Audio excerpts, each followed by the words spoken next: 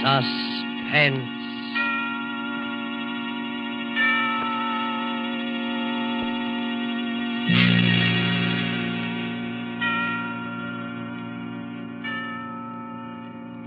This is the Man in Black.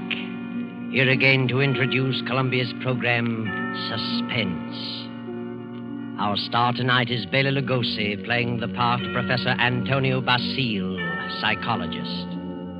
The story is by J. Donald Wilson, who calls it The Doctor Prescribed Death. If you have been with us on these Tuesday nights, you will know that suspense is compounded of mystery and suspicion and dangerous adventure.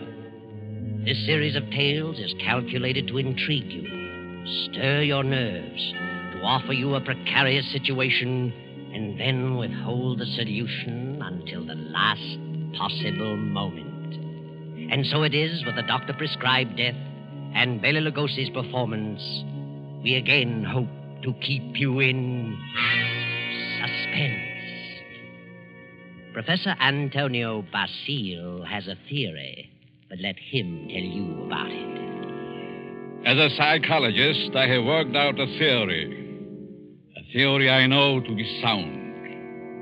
I contend that a person who has decided to kill himself can very easily be turned from this desire to the desire of taking the life of another. I can prove my theory, and if necessary, that is exactly what I will do.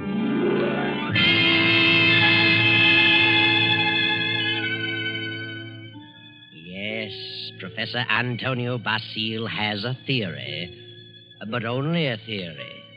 And he's worried about what his publisher will say, so he visits the editor, whose name is Hellman. Hellman finishes the manuscript and tosses it on the desk. Professor Basile leans forward eagerly and... Well, Hellman, what do you think? Professor Basile, it's purely conjecture, simply a theory, and I wouldn't advise publishing it.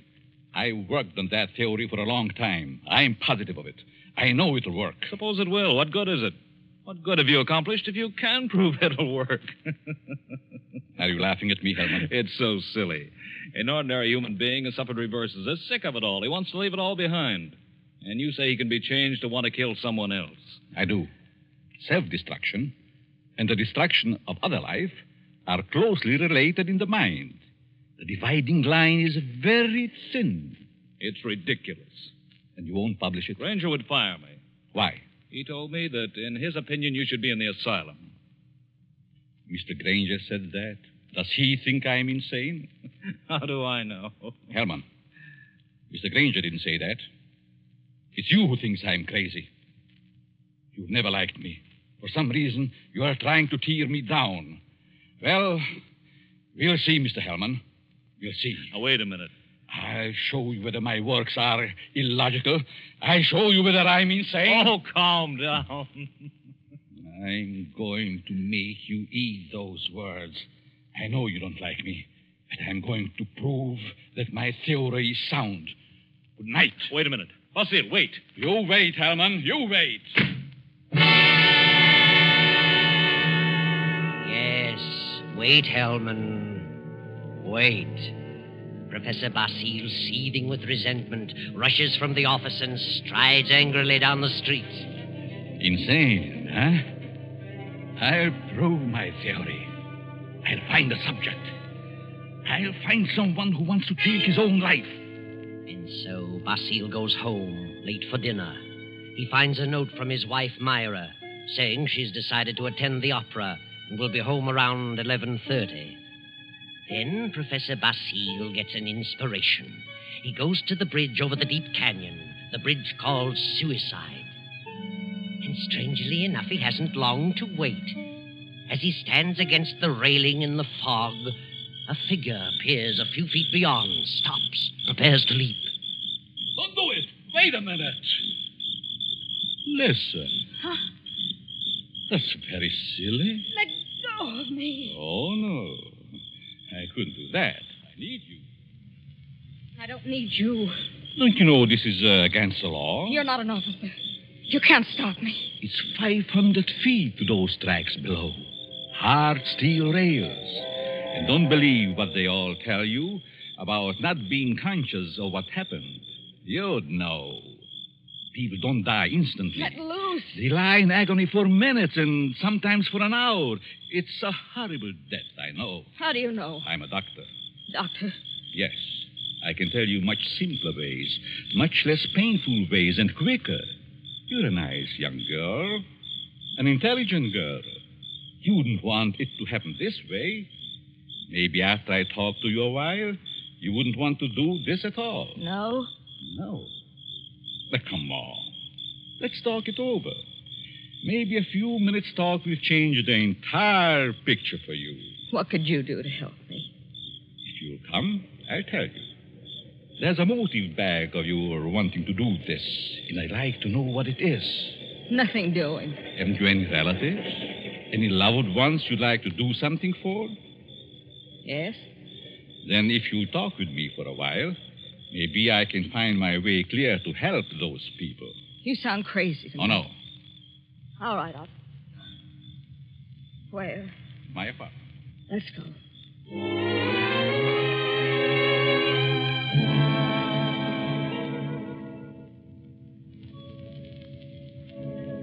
Well, here we are. Come in, please. Well, what do you want to know? Sit down first. Are you hungry? No, I'm not that broke. It isn't poverty. I knew that. I could tell by your clothes. Now, first, why did you come here? Why? Why, because you talked me into it. I see. You're not afraid of me? Afraid? In my frame of mind. What can I lose? Suppose I told you that I really brought you here to kill you. Kill me? You know, you're a very pretty girl, don't you? Yeah? That doesn't always mean so much. The right man, it might. That's what I thought. But I found out it didn't mean a thing. Ah, then it was because of a man. I knew it. Really? How did you guess? I'm a student of psychology. I'm Professor Antonio Basil. I see. And you want to know what makes me tick. You want to know the reason behind my action tonight. That's right. I would like to know what happened to make you want to kill yourself. Suicide is a mental aberration. Yeah? I'd like to know what preceded the decision to destroy yourself. And what you thought about until the moment I stopped you on the bridge. What good will that do me?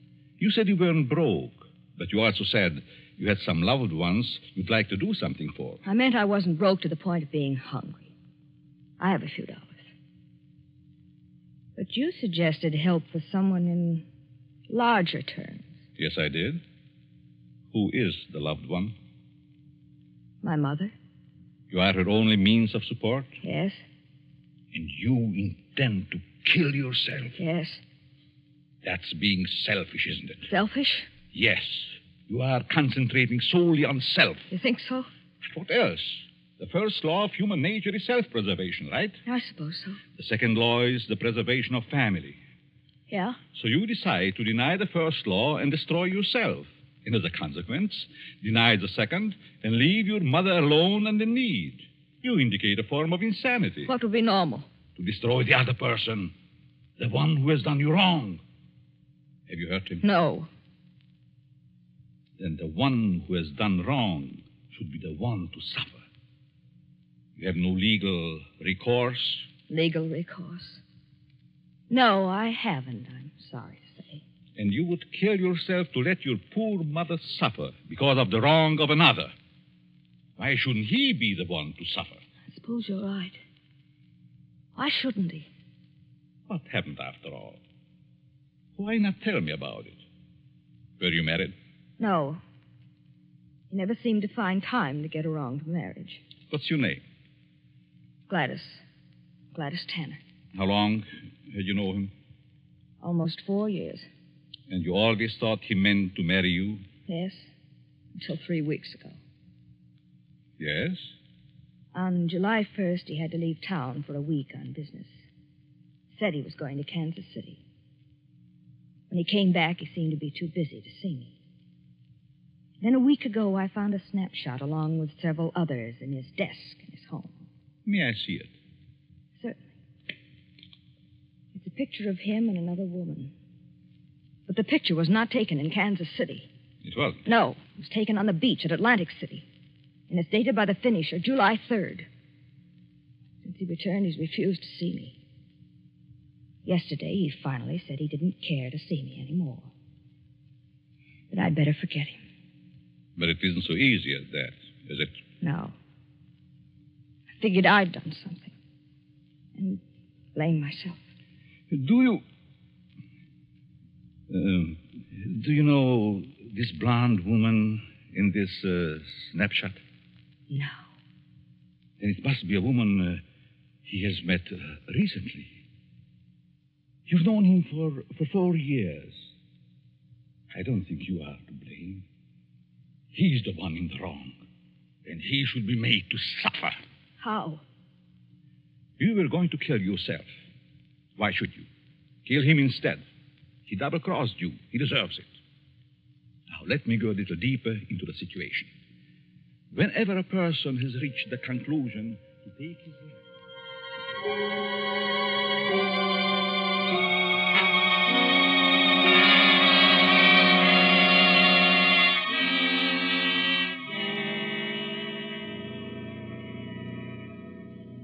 You are sure you have made up your mind, Miss Tanner? Positive. Now, if you're careful, you won't be caught. No. But whether you are or not, I'm giving you this check for $1,000 made out to cash to be sent to your mother only after the man is dead. Write his name on this pad. There you are. I will know what has happened by the newspapers. And I will withhold payment until I learn that you have gone through with it. It'll happen tonight. Very well. You are sure? You are determined? Absolutely. Nothing could stop me. Very good. But just what would happen if I did get caught? You won't get caught if you follow my instructions. I know. Now, here is a small revolver. It'll fit easily in your purse. That's all you need. Be sure to wipe your fingerprints off and leave the gun near the body. Well, goodbye, Dr. Basile. Goodbye, Gladys, and good luck.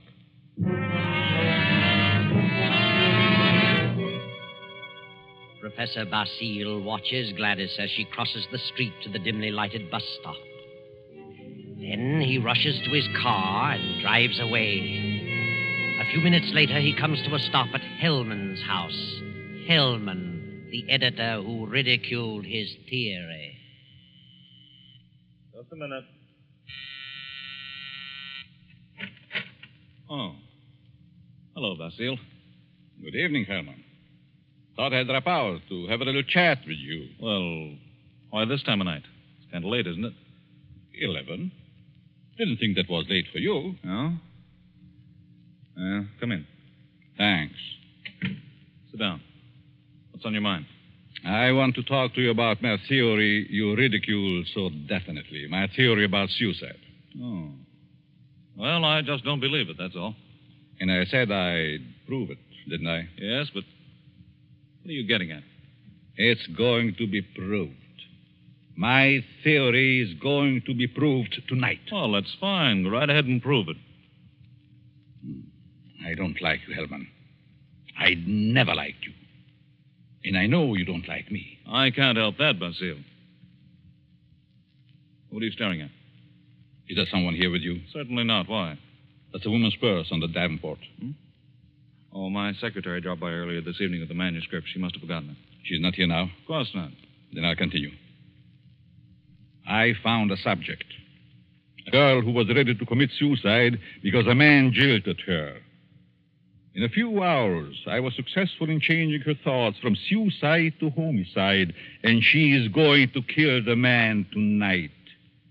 What do you think of that? There may be a dozen murders tonight. Ah, but you'll know which one I mean. You'll know about this murder. What do you mean?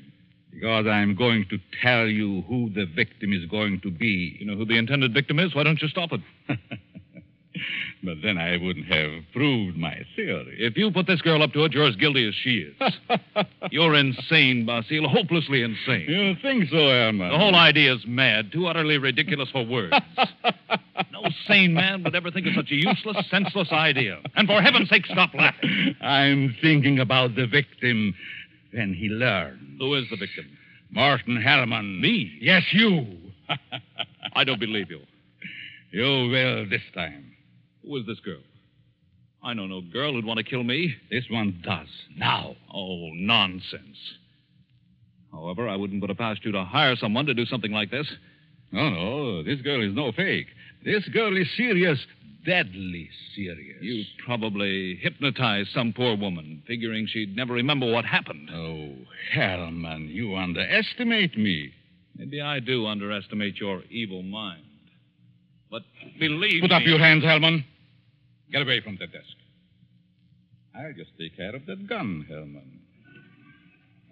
That's better. Well, since when did you start carrying a gun, Basile? A gun? Don't be silly. This isn't a gun in my pocket. It's just my pipe. See? Well, what do you hear, Herman? Nothing. Oh, yes, you do. I heard it, too. A sound on the porch. I leave now. The back way. I put your gun in the kitchen. And I'll be very careful to remove all my fingerprints. You insane fool. Oh, fancy you. You, Hellman, you are going to help prove my theory. Good night, Hellman. Crazy devil. I'll have him locked up before he gets across town. Good evening, Mr. Hellman. Huh? How did you get in here? Through the patio door. What do you want? I wanted to talk to you. Very strangely. You're just imagining things. And what are you doing here? I wanted to tell you something. Yeah? What? When you first indicated to me that you were through with me, I was terribly hurt. I thought all along that we were to be married. I couldn't understand. I tried and tried to think of something I'd done to cause our breakup. Then I happened to find this snapshot in your desk. Snapshot? Take a look at it. Kansas City. No, Atlantic City, New Jersey. You and a blonde. And the date is stamped on the back. A business trip. Ha! Well, what about it? I just wanted you to know that you weren't so slick. I wanted you to know that I knew about the blonde. That I knew you'd lied. Now that you've told me, what good does it do you? A lot of good. First, I thought you came here for money. How could you think such a thing? Well, I think you'd better go now. I'm going. Goodbye, Morton. And good luck in your new venture. What venture? This one. Gladys! Gladys! And wish me luck in mine.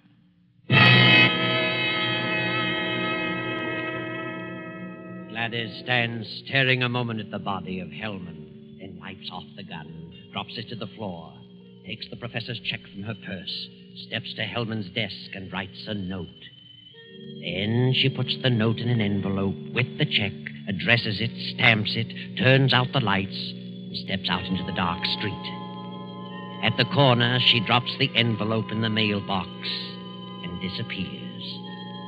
Professor Basile heard the shots. His theory worked. Hellman will torment him no more. The perfect crime. So he can go home to his wife now and go to sleep. Myra. Myra. Huh? What? Oh, Antonio. What are you doing asleep on the Davenport? You know what time it is. It must be after midnight. I've been waiting for you. How was opera? Oh, fair. Nothing to brag about. Who sang the lead? Bill Chiardi. He wasn't very good. Bergatti? Mm-hmm. He's a poor Othello. Othello? I thought they were doing Ida tonight. No, they switched because someone was ill. Oh, I just as soon have stayed home. Have a nightcap, Myra. No, thanks. I'm tired. I think I'll go to bed. I'll be along presently. Good night.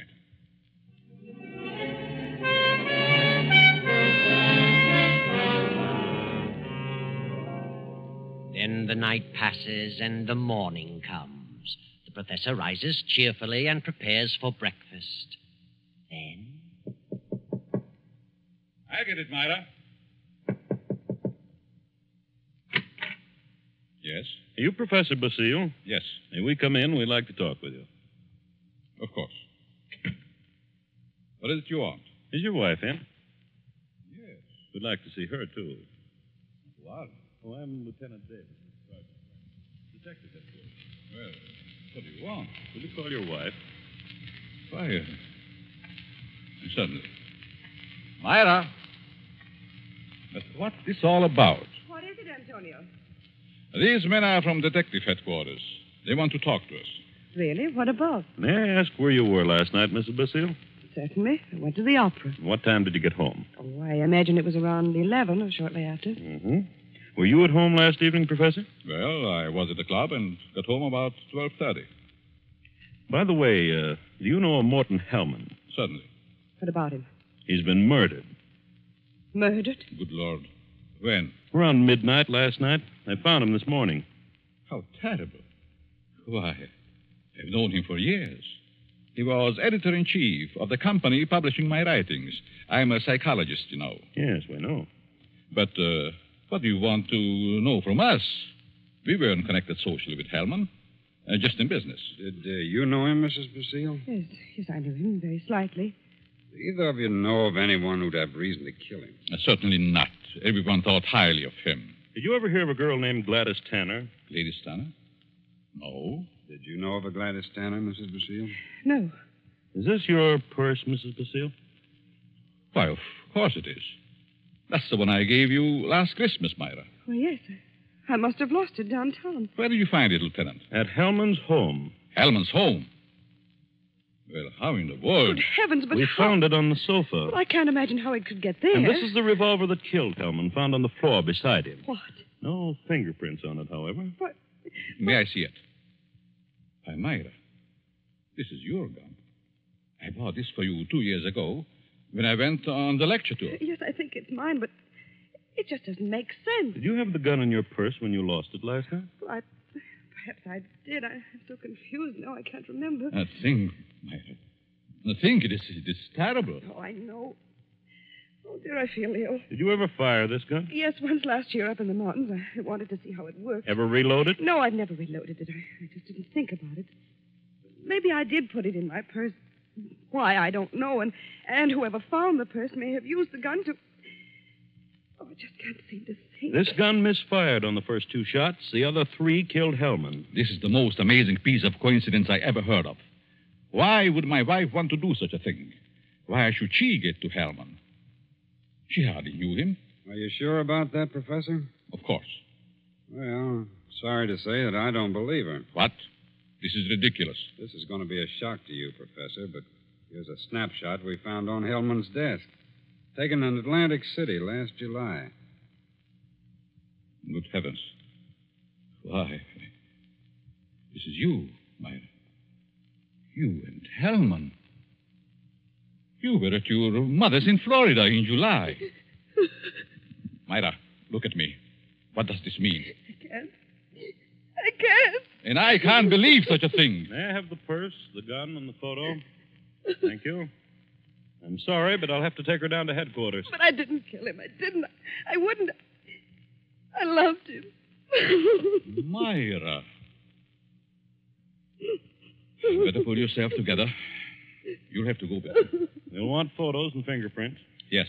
Better get it ready, Myra. Certainly looks bad for her. Afraid it does. Looks like an open and shut case. Oh, will you come along, too, Professor? Certainly. And so it all worked out beautifully. Not quite as the professor had planned. But then he changed his plan from the moment when Gladys Tanner showed him the snapshot taken in Atlantic City. And he realized that the girl's fiancé was Hellman, and the blonde was Myra, his wife. He had no intention of allowing Gladys Tanner to kill Hellman until he saw that snapshot. And when he recognized Myra's purse in Hellman's home, he decided to let Gladys kill him and the blame be placed on Myra. The perfect crime. But several hours later, after fingerprints and many questions, the professor is just about to be dismissed when Sergeant Rankin steps into the room and speaks quietly to Lieutenant Davis. What is it, Rankin? I stayed at Basile's place, as you said. Well? A few minutes ago, a special delivery letter came for the professor. This'll knock your eye out. Read it. Huh? Well, this fits perfectly with the writing we were trying to make out on Helm's desk blotter. Professor, here's a letter sent special delivery to you a few minutes ago, postmarked last night. Read it. Dear Professor Basile, your theory worked a certain degree. You convinced me I should kill him. But when that gun you gave me misfired twice, I almost quit. Go ahead, Professor. Read on. Then as I looked at him on the floor, the feeling of self-destruction came back. I'm going ahead with my plan. Here's your check. I won't need it. Besides, I lied to you. I lost my mother long ago. Better luck next time. Gladys Tanner. And a half hour ago, they found her body beneath Suicide Bridge. Well, Professor, your perfect crime has failed. Failed? Yes, failed. Wonderful setup on paper, but your theory backfired and you're up for murder. But I didn't kill him. But you planned it, and you're as guilty as Gladys. She's paid her penalty. Now it's your turn. No. I won't be hanged. Never! Rankin, grab him!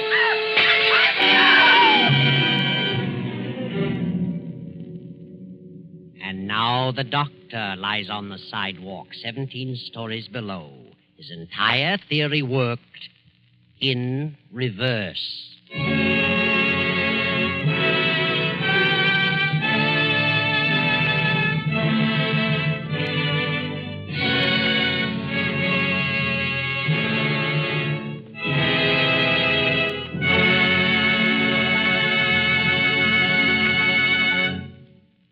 And so closes the doctor-prescribed death, starring Bela Lugosi.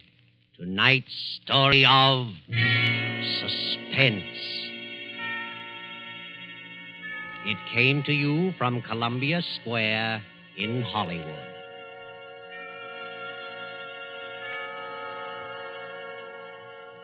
This is the man in black who conveys to you Columbia's invitation to spend this half hour in suspense with us again next Tuesday when we present the noted actor, Mr. Sidney Greenstreet, in The Hangman Won't Wait.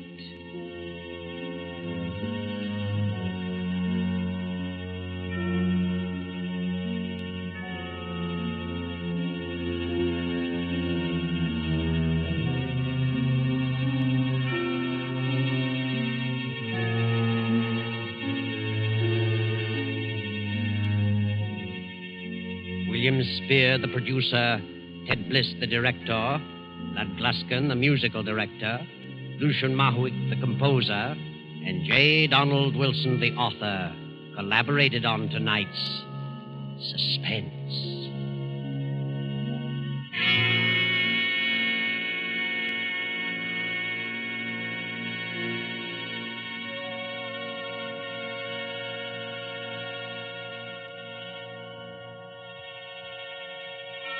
This is the Columbia Broadcasting System.